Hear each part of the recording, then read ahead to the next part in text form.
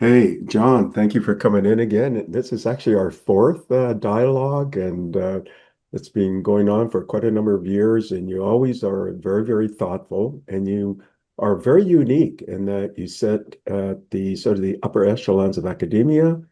For example, you have the IEEE Medal of Honor, you have the ACM Turing Awards, which are the two top awards in the two largest organizations out there in their respective areas. You have your 16 years tenure as president of Stanford, very unique, and president emeritus. You set up the largest scholarship program in the world, the Knight-Hennessy Scholarship Program for leadership at Stanford. You're so closely associated, of course, with Stanford, and that's where your leadership scholarship sits. And in Stanford, often is ranked number one in the world in respective areas. Not to mention, you are, I believe you're the first independent director, board director of Google back in something like 2002 or three. And Yeah, I'm probably uh, not the first, but I'm back near the beginning, yeah, before and the now, IPO. yeah, and now you're the chair of the board of Alphabet, which is like the parent company. And then, of course, you're a phenomenal, innovator. You're responsible, basically co-creator of risk technologies, which is used in the bulk of chips in some way, in some form. It's evolved over the years, and a phenomenal investor, a company founder as well. So I can't think of anybody in the world that actually sits at the top of every one of those areas. And you're actually a nice person. Oh, thanks. Thanks, Stephen. I'm delighted to be back, but I'm going to have you come do my introductions from now on. I mean, you're so engaging, and I know sometimes I'll reach out and say, "Hey, I'm doing a YPO event, a conference." In fact, just came from back from YPO Edge. It's their annual big conference, and if in fact two Googlers were there, Brian Glaser, who did a phenomenal job. In fact, he was in the opening plenary, the keynote, and Celine Song, who's the president of Google Customer Solutions. So again, phenomenal Googlers were there, and in fact, they were very, very pop. I ended up moderating, Oh, actually. wow. That's great. Yeah, I got to know him, and I really enjoyed my session with him. But you come from this really phenomenal background. Again, thank you, John, for coming in and sharing your experiences with our audience. Happy to do it, Stephen.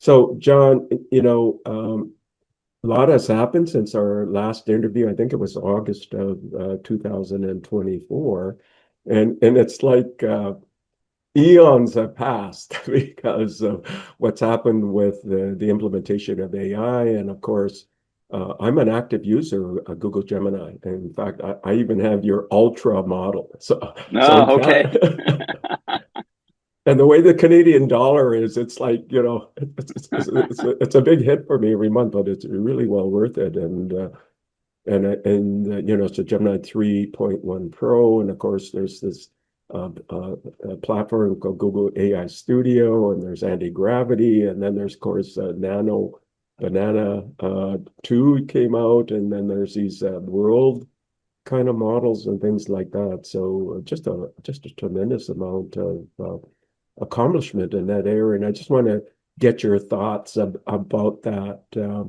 How do you see this progressing in general? And Google, for example, has a really great advantage because you have your TPUs and you have the cloud infrastructure and you have phenomenal scientists and things like that. And in fact, I even did a tech talk with Jeff Dean quite a few years Mm. ago. So Yeah. yeah, so you've got a just an amazing ecosystem. Do you think it's going to continue to have a profound impact upon our lives and maybe even looking a few years into the future? Do you think this Mm. agentic side is even going to become much more powerful, that kind of thing? Yeah. I think the AI breakthrough, which now isn't that old. I mean, it's we don't have to go back that far. And even Google's significant increase in focus on AI is 15 years old, maybe. The technology has moved and continues to move very fast. I'm really excited to see these developments that use the core technology, whether it's in helping us write or it's in organizing information. I mean, I love Notebook LM. I mean, you want to take a bunch of scientific papers and kind of get the key insights, and then you can go and read the paper in detail. But it's given the rate of publication, it's a great way to be able to look at papers in a field. So things are going to move very fast. I think we're going to see more and more interesting applications of this technology in different sectors. I think that will, but lots of things we used to have to learn, you don't have to learn anymore, right? I just go into Google Sheets and I say, okay, I don't go to use the graph tool anymore and do all that. I just say, make a plot for me and, do this. I want this on the x-axis, this on the y-axis. And then I say, well, by the way, make that axis logarithmic. Okay. So I think the rate at which we're seeing increases in the first round here is a lot of personal productivity. But downstream, the area I'm really getting excited about is to see the use in science. And that's really requires agentic models that will actually enable us to explore multiple paths in a parallel fashion. I think we're really seeing some really tremendous progress there. And it's going to change. It's going to change the way we do virtually everything. Virtually everything, I think, is going to be affected by AI. So you won't be able to say, you can't use AI because it'll be built into everything. So it'll be the natural way in which you do things going forward. Yeah, and in fact, you talked about Notebook LLM. I mean, Jensen Huang has come out frequently. He's the CEO of NVIDIA. Has come out and say he uses it all the time as well. Yeah. Just such a great tool. And in fact, you're a past Medal of Honor winner, and Jensen Huang in April in New York is going to pick up his Medal of Honor. So, and you come from the same kind of crowd, right? Because you're in chips. He's a former student. He's a former student of mine, actually. Oh, you're kidding. Yeah, he was a master's student at Stanford, right? So, yeah. So, I mean, that's quite remarkable that, the chip producers are getting this recognition and have these stellar positions in the marketplace. And yeah. So let's talk about that. I mean, there's this, he talks about this 5-layer cake, right? He talks about energy on the very base, and then on top of that is chips, and he talks about infrastructure, and then models and applications. And well, what about chips? Let's talk about where those are evolving, because you're going to see your former student. I'm not sure you're going to be in New York at the end of April when he receives his IEEE Medal of Honor, but and you're a foundational person also in chip technology. So where do you think the chips are going? Well, I think certainly, we continue to see we've seen a tremendous amount of progress. I mean, it feels like these accelerators, whether GPUs or TPUs, have just gone through the era that is parallel to what the late 80s and and first half of the 90s were for CPUs, when they were increasing at tremendous rates, right? And you replace your computer every 2 years because you get twice as much performance, right? And that's what we've just been seeing right now. I think the road is going to get a little bumpier going forward. It's going to get harder for two reasons. One is as we shift from more training to more inference becoming the big limiter, right? As the number of users goes up, inference becomes the limiter, not training anymore. So that causes a shift in the computational makeup.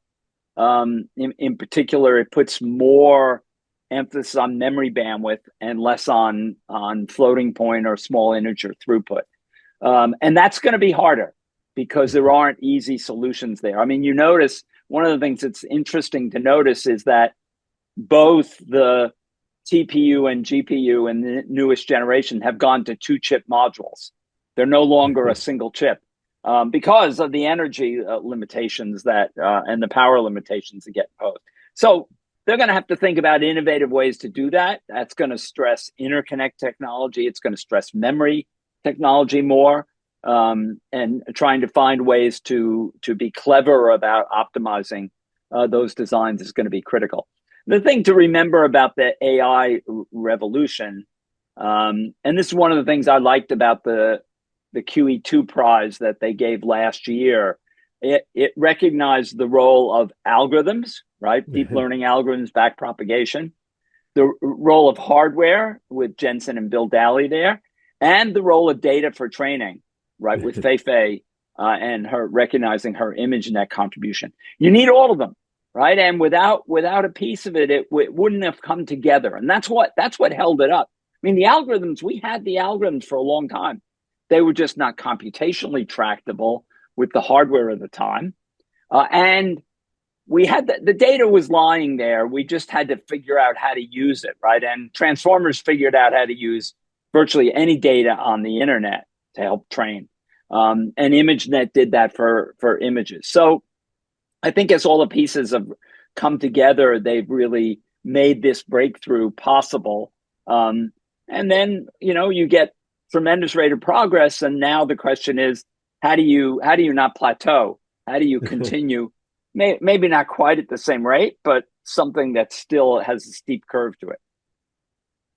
Something really interesting happened, and this was in November of last year, and you saw something called OpenClaw. It went through a number of name changes, became OpenClaw, and then there was something called Moltbook, and OpenClaw then got folded into OpenAI and as a foundation, so it kind of maintained its open source aspect of it. And for the audience who haven't been sort of tracking this, Peter Steinberger created this agentic autonomous system you can load onto your computer.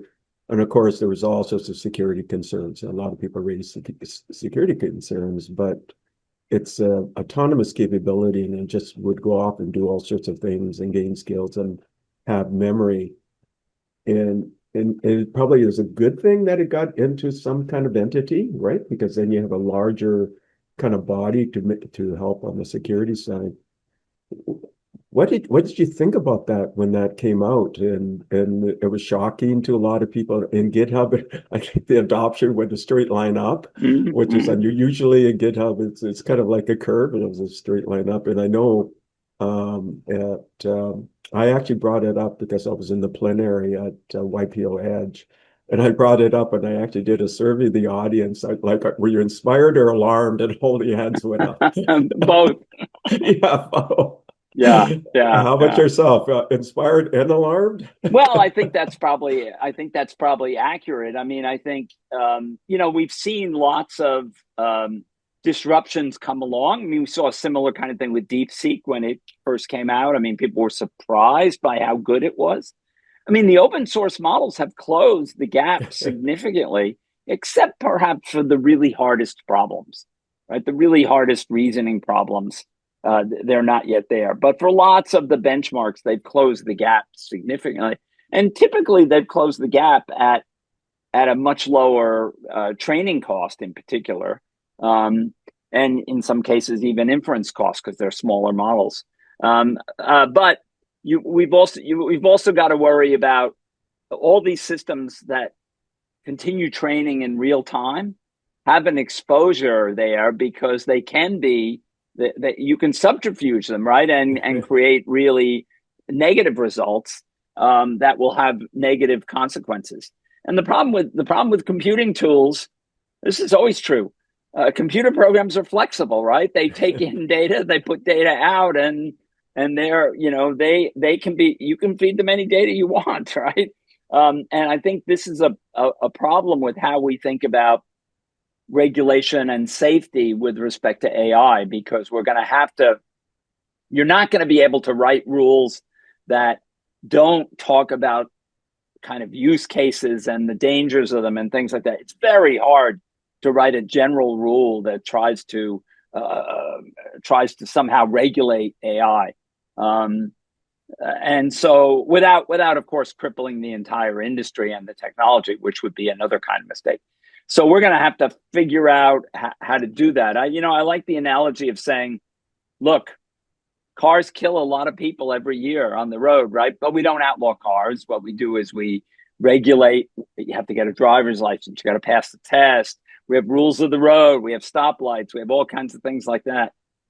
So we figured out how to make driving not completely safe, because it's not completely error free, but improve lower the dangers. We're going to need the same thing. I mean, that's true about airline travel. I mean, lots of things. We figured out how to manage the risk. We've got to figure out how to manage the risk in AI.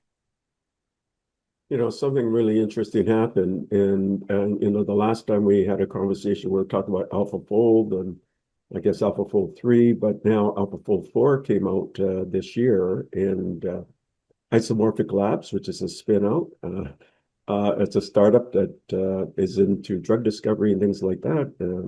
They're using AlphaFold 4. And what's phenomenal about AlphaFold 4, it's very precise and it can do not just protein folding, but the interactions between proteins and antibodies and genomic or genes like or RNA, DNA, and things like that, and in a way that had never been possible before.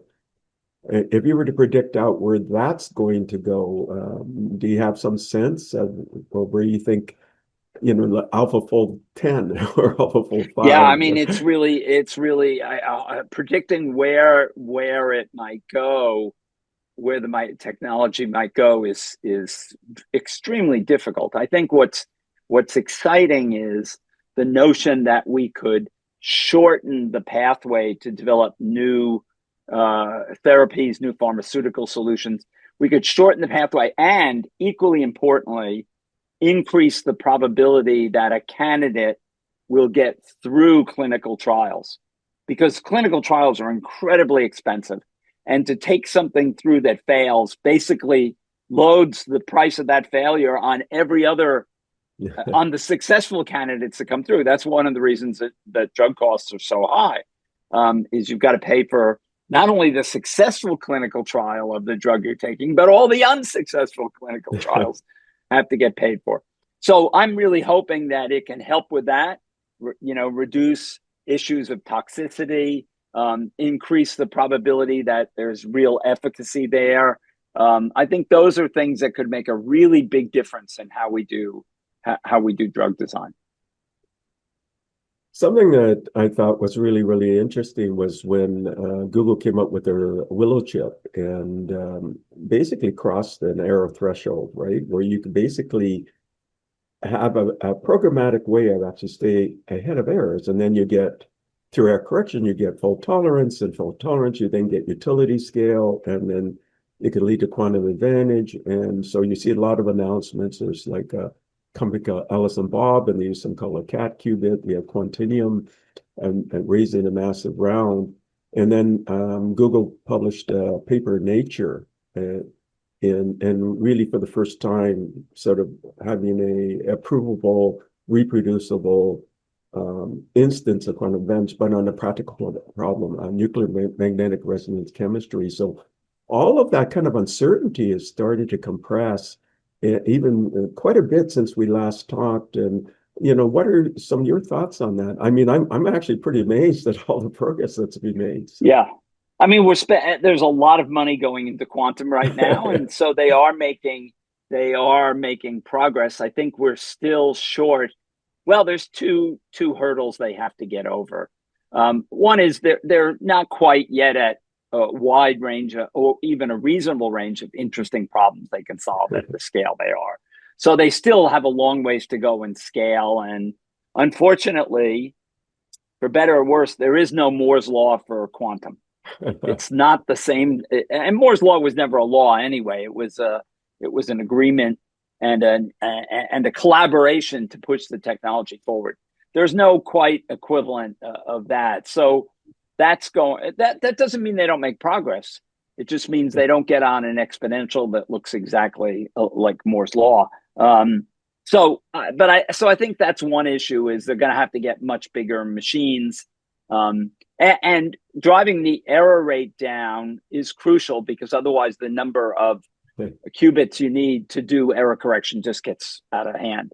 The other thing is, I think they need to really start working on a much wider range of algorithms, compelling applications that, if you could do these with a significant quantum advantage, and I think a significant quantum advantage, one should think factor of 5 to 10, something like that, right? If you could, and you can over the best algorithm running on a conventional machine. If they can get a wide range of applications that get to that level, I think that will also help propel the industry forward.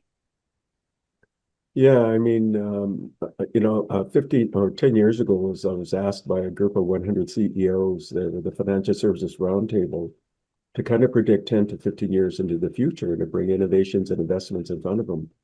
And at the time, they represented about 100 trillion in assets under management. So it wasn't an insignificant amount. But I mentioned quantum back in 2015.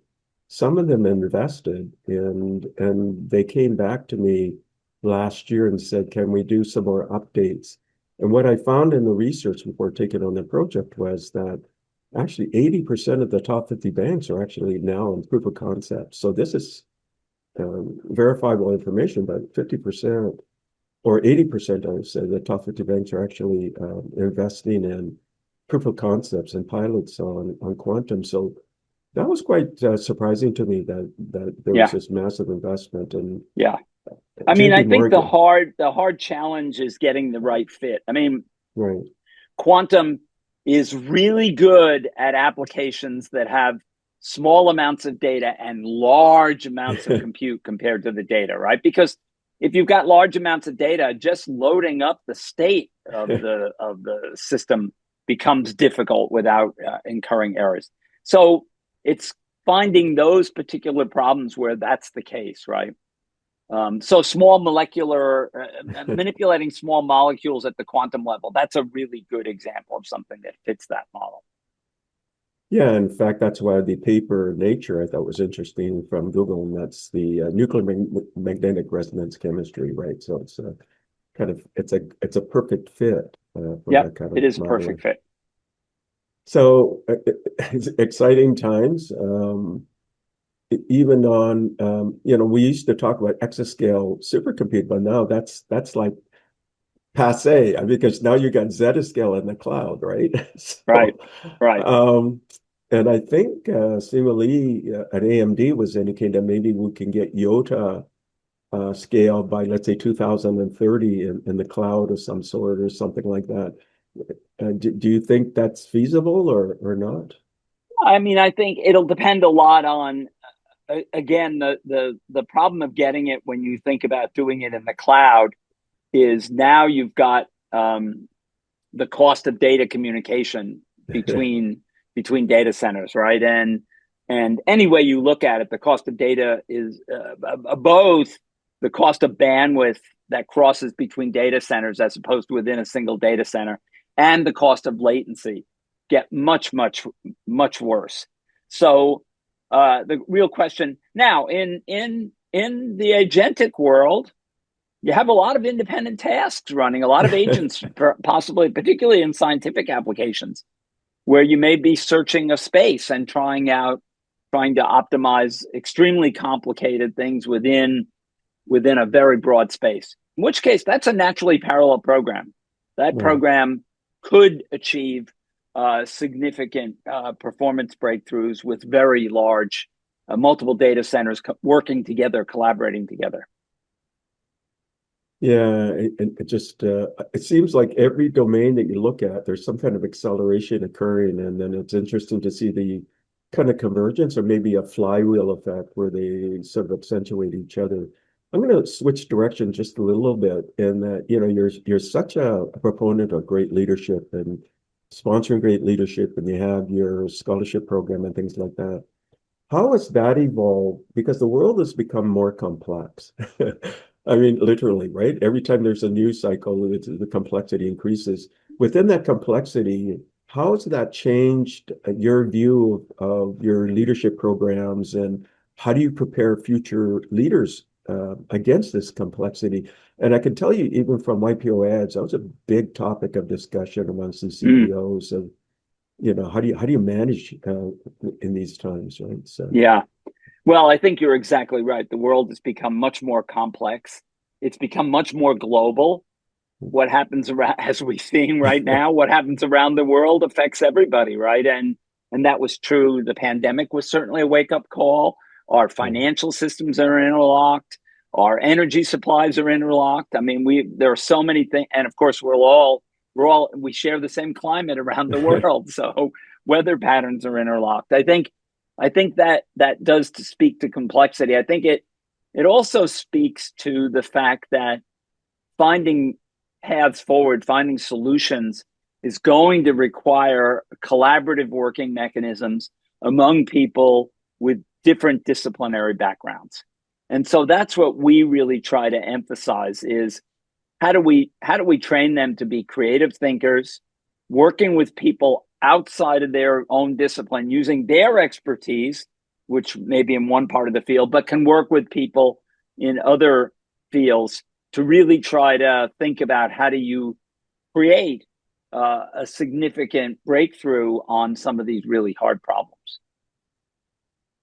And this was a big topic at YPO Edge as well. It's a private conference, but some of it's public, they release publicly.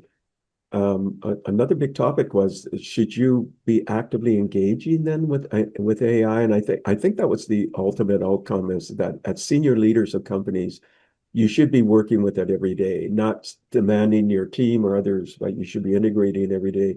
I know I work, like I use Gemini Pro, the Ultra version, every day. And I find it's really, really useful to bounce ideas across and things like that. Do you think that future leaders should be integrating in an active basis or not? Or do you think it's going to reduce our ability to think?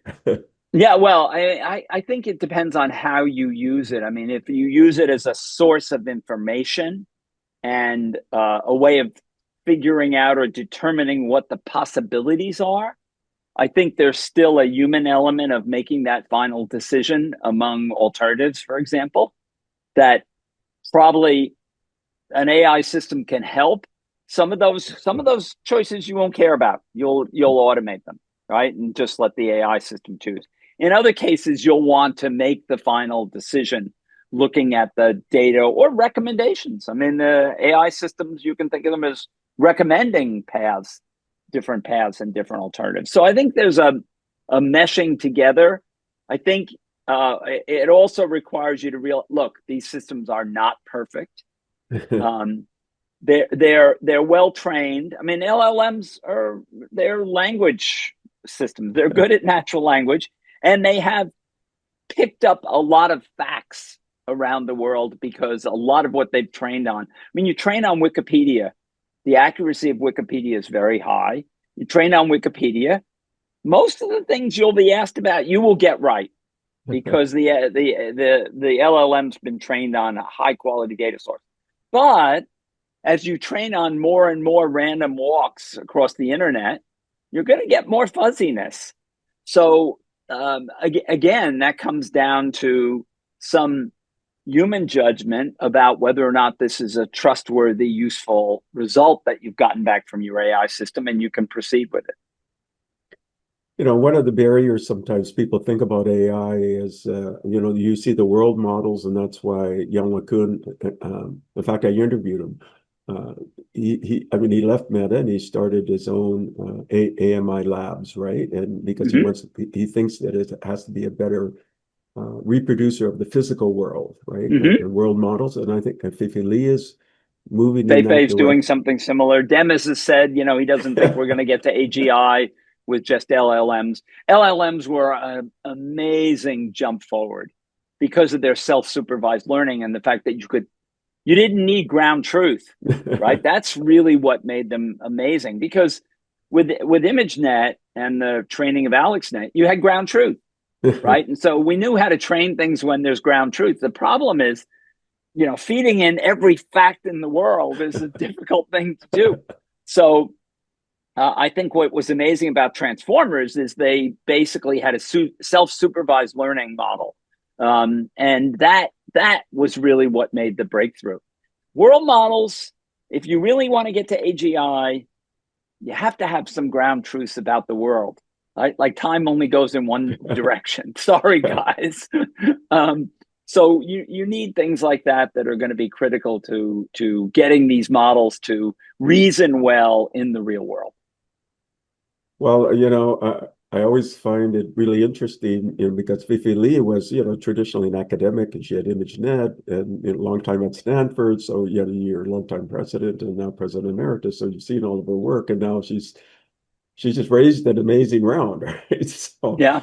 yeah, and she's going to this world model, and of course, Jan LeCun was always kind of chafing at LLMs and saying it's not going to go in that direction. It's got to be something else, and then even within Google, though, you have, I think it's what, Genie? There's Mm-hmm. a kind of a world model capability. So I guess that's where it's going to head, right? Or Yeah, some I think additional. it's gonna head to world models. I mean, I think both monitoring the physics, the physical nature of the world, and how things are organized. And you need it for all different. I mean, the immediate obvious applications are, video generation, where Yeah. things should happen in the right order that they happen in the real world, right? And there's continuity of things, um, and things move in a certain direction. So you need that as a key starting point there. But lots of other areas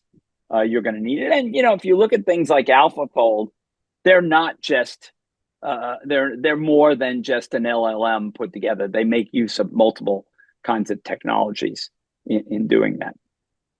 Yeah, and I guess there's Alpha Evolve, and there's a genomic aspect of Alpha as well, Yep. which is opening up that whole marketplace. I just really, really amazing. I really encourage the audience to take a look at Yeah. where this is all going, and Google definitely is just doing just really, really superb work.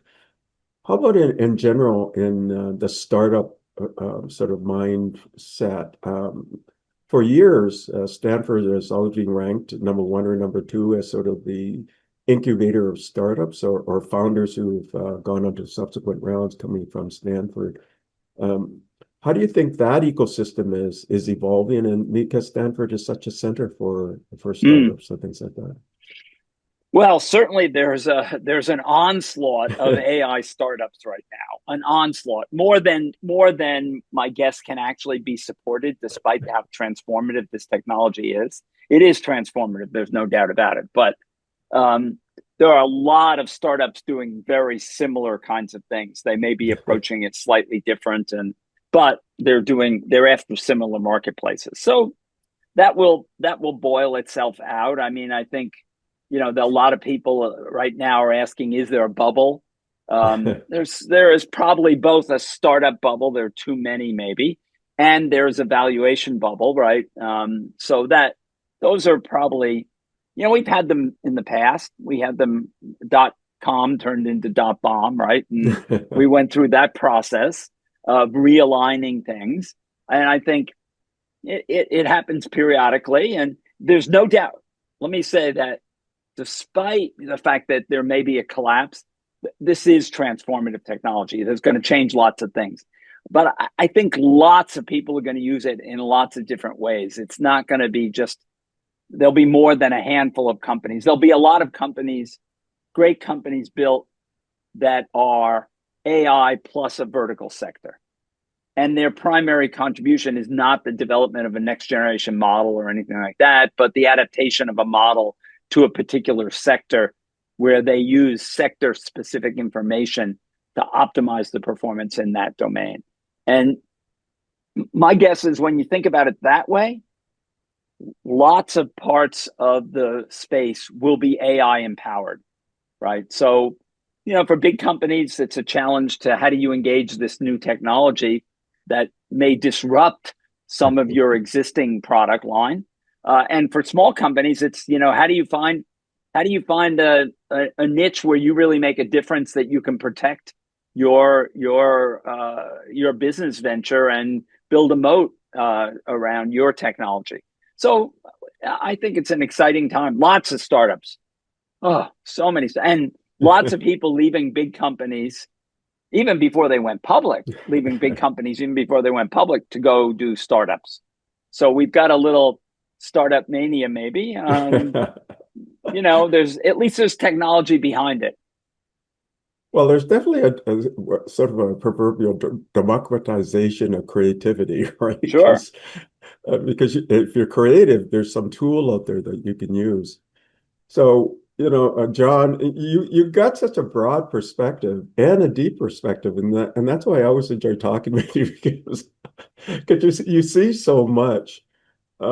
Is there a particular area that you want to bring up that we haven't addressed so far? I mean, earlier I had talked about, and I was going to go into this idea of, AI embodiment, but we have these robots like Figure AI, and they have the Figure 3 robot, and it's doing a lot more autonomous capabilities, and you have Unitree out of China and things like that. Maybe that's an area that you want to sort of think about or give your opinion on, or Yeah, is there yeah, something that you want to yeah. we haven't Well, I addressed? mean, I think the question we're in the middle of determining, Stephen, is whether AI can be the breakthrough in robotics that we haven't had so far, right? In terms of robot learning and versatility and all these sorts of things, which it's very hard to design general purpose robots. I mean, especially ones that are humanoid like that are supposed to serve people, right?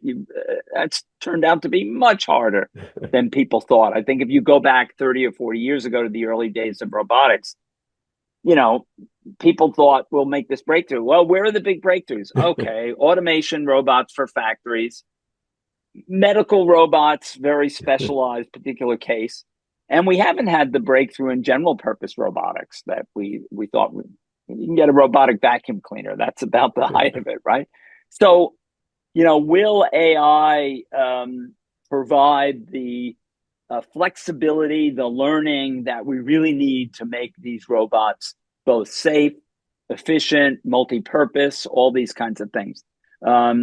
I think that's a question that a bunch of these startups are going to face, and we're going to decide whether or not the technology really has that ability. But I'm at least there's a new technology drive, an excitement about robotics that we probably haven't seen in quite some time, and so it'll be interesting to see how that works out. Well, really, autonomous vehicles are robots. Of course they are. Of course they are. Now, they operate in a 2D world rather than a 3D world, right? And they have this more limited problem. They're not even a 2D world because they're a 2D world driving on streets where where the streets are, right? So, and yet, if you look at Waymo's trajectory, the last 10 years have been about going from 90% driving capability to 99.9% driving capability. That last 10%, because again, there's a safety issue, right? When there's a safety issue, the last 10% can be really difficult to nail. And they nailed it, but it took a lot of sustained effort to do that. And we may we may see this in other applications of AI, and certainly around robotics. We'll see how robotics does. I mean, I think the people I talk to in the field are more excited about it than they've been in a long time. So that would be particularly, with the aging population, if we can really get humanoid robots that support us efficiently, enable people to live more independently, that'll be a significant breakthrough. So, John, I mean, I took a look at the Figure 3 robot from Figure AI, and it has a fair Yeah. amount of autonomous capability. So I keep telling my family that in 2 years, we're going to have, I'm going to call her Jane. We're going to have Jane in the home not as a robot assistant, but more almost like a co-person in a sense, right? So like a co-assistant where Yeah. you're working together with it. Do you think that's going to happen? Do you envision within a few years or you'll have a robot in the home? And How much are you willing to pay for this robot, Stephen? That's the question. that's true. I mean, the amount I'm willing to pay for a robot that folds my laundry is relatively little. It's not that big a deal, right? On the other hand, robots that have the capability to really help people particularly people who are challenged with the aspects of daily living, right? And um, if you could get that, and it's fascinating because not only the U.S. faces this challenge, China faces this challenge, Japan Yeah. faces this challenge, and many parts of Europe face this challenge. So we're going to have to find a way to make a breakthrough there. But we got to get a price that's reasonable and make it all work. Am I willing for a robot that's really useful? Am I willing to pay what I pay for a car? Absolutely. So cars are 50 grand now. So, that's a price point to think about. Well, that's interesting. And maybe in our next interview, you'll have a robot in the background. Yeah, there we go. There we go. There we go. And I could actually do the interview between you and the robot. Yeah, you could. You could. You could. Yeah. Yeah, we had David Sinclair at YPO Edge, and again, I could talk about guys if someone went public, and David Sinclair has been working on these Yamanaka factors using three, and then basically rejuvenating, and he's looking at parts of the body rather than the whole person, and he's already in clinical trials. What do you think about that? Do you think then He's that, really in clinical trials? yeah, he's in clinical trials? Wow. Yeah, it's a big step. Big Yeah. step. Yeah.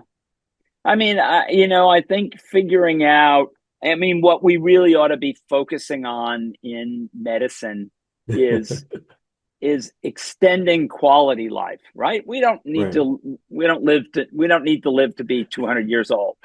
If we can get to 100 and have a high quality life rather than let's say get to 85 and then have 15 years of low quality, that'll make a big difference. And if we can figure out how to do that, and if you look at it, assuming that we have adequate healthcare and things like that, it comes down to chronic diseases, both neural degradation as well as other chronic diseases, primarily cancer. And if you could find a solution for those, you could really improve quality of useful life that people are going through. Well, I guess the idea is that really aging is a disease, and if you Yeah, fix yeah, aging, yeah, then yeah, yeah. I mean, it's a tricky thing because the same thing that causes us to age is what also prevents us from getting lots of cancers early on in our lifetime. So it's a tricky getting that balance right, is very hard.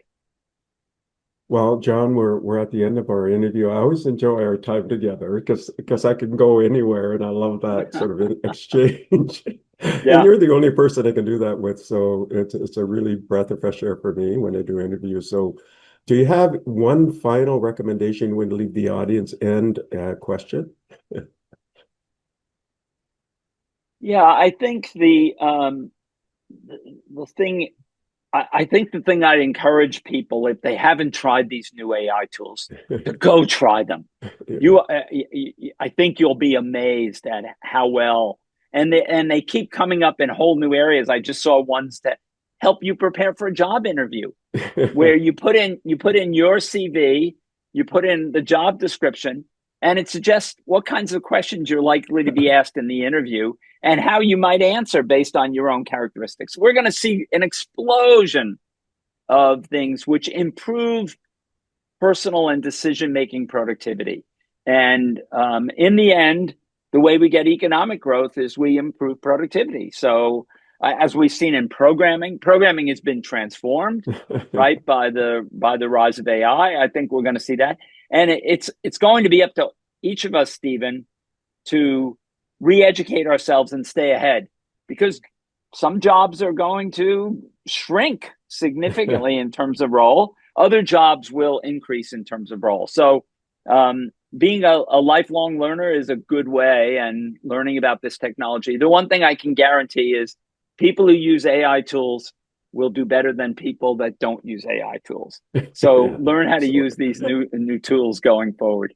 Yeah, Yeah, those for are sure. those are yeah, great recommendations. Thank you again, John, for coming in. It's just a marvelous time. Great. Thank you, Stephen. Good to see you. Okay, take care. Bye now.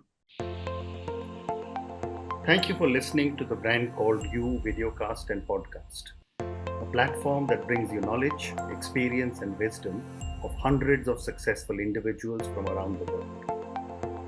Do visit our website www.tbcy.in to watch and listen to the stories of many more individuals.